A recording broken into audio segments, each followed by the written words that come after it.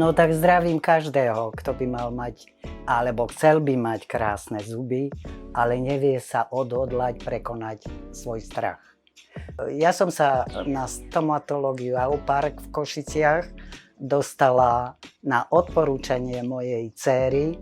Mala som pekné zuby, ako každý mladý človek, ale vekom sa zuby opotrebovali, prejavili sa aj genetické predpoklady, ako aj menopauza zohrala svoju úlohu.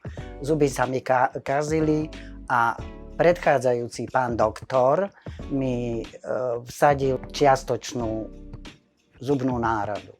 S tou náhradou som nebola necítila som sa komfortne, tak som sa odhodlala ísť na konzultáciu za pánom doktorom Repášim a on mi odporúčal teda tieto implantáty. Musím povedať, že celé to prebehlo úplne hladko, bezbolestne. Pán doktor a sestrička tvorili jeden výborný profesionálny tím. Každému, kto sa bojí zákroku, odporúčam, aby odhodil strach a stomatológiu Aupark v Košiciach navštívil.